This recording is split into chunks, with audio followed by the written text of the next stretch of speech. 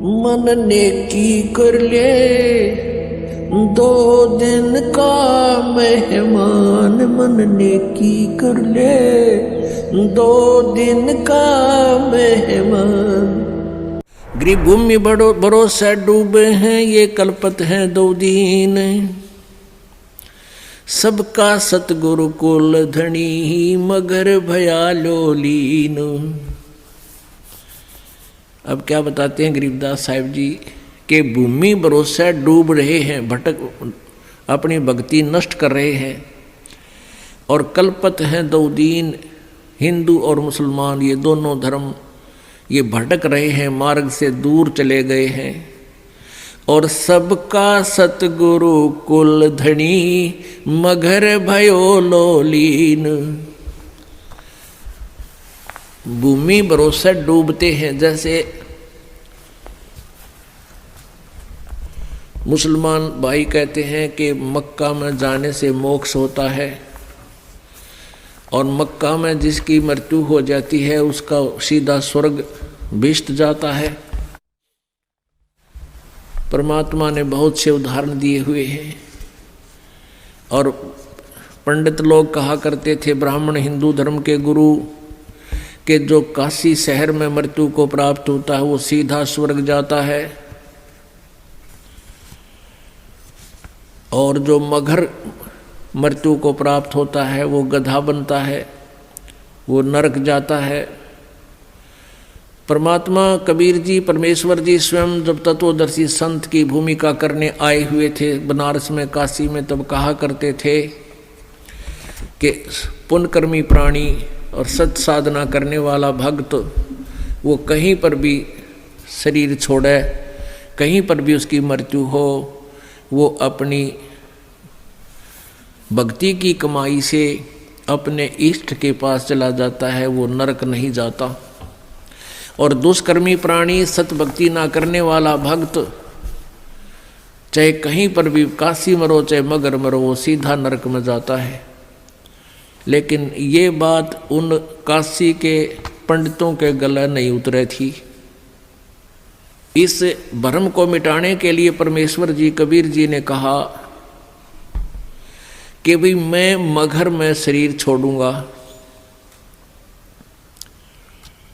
मैं मगर में शरीर छोड़ूंगा, और पंडितों तुम मेरे साथ चलो, और थारे ये पत्रे वत्रे ज्योतिष जातिष सारी इकट्ठी कर ला लियो तुम, और बता दियो फिर यहाँ उपस्थित लोगों को कि मैं कहाँ गया हूँ, ईमानदारी से बताना। मैं जो साधना कर रहा हूँ वो सत साधना है। परमात्मा एक लीला करने आए थे, उदाहरण देने आए थे, और भ्रम मिटाने आए थे। काशी में क्या कर रखा था इन नकली गुरुओं ने, ब्राह्मणों ने, इन दुश्मनों ने हमारे साथ क्या कर रखा था? झूठ ऐसा बहका रखा था हमारे पूर्वजों को कि जो काशी में मरता है वो सीधा स्वर्ग जाता है। तो श्रद्धालु व्यक्तियों ने, जिनके पास कुछ धन अच्छा था, धनी लोगों ने, विशेषकर वैश्य कुल के लोगों ने, वाणियों ने, उन ब्राह्मणों की बात को बहुत महत्व दिया। उनके बुजुर्ग कहने लगे, बेटा हमारी मृत्यु तो होनी है, यदि हमारा काशी में कुछ दिन निवास हो जाए लास्ट में तो हमें स्वर्ग मिल जाएगा, गुरुजी बताते हैं।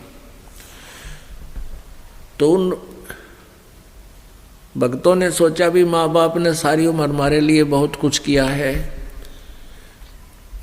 और अंत के समय में इनको काशी में कोई किराए पर मकान लेकर नौकर छोड़ जाएंगे, ये वहाँ मृत्यु को प्राप्त हो जाएंगे, गुरुजी के वचन भी सुनते रहेंगे और इनका कल्याण हो जाएगा। ऐसा करना शुरू कर दिया। फिर उन गुरुओं ने के स्कीम बनाई कि ये बहुत ज़्यादा उनके श्रद्धालु आन लागे और बाहर कमरा लेंगे।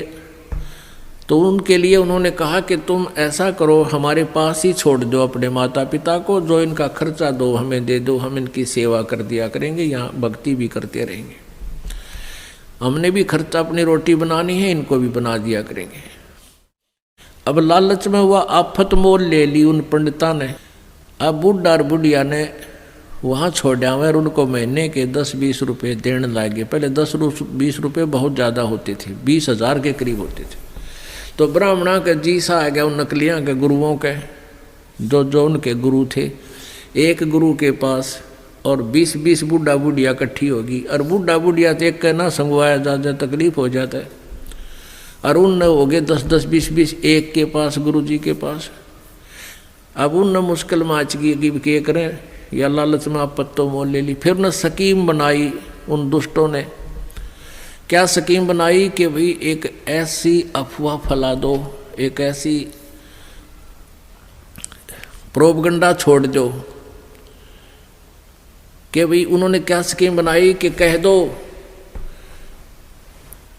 जो शीघ्र स्वर्ग जाना चाहता है उसके लिए भगवान की तरफ से एक क्रोंत आता है। क्रोंत एक आरा होया करे लकड़ी काटने का, लंबे लंबे दांते नु आर पार कर देता लकड़ी को।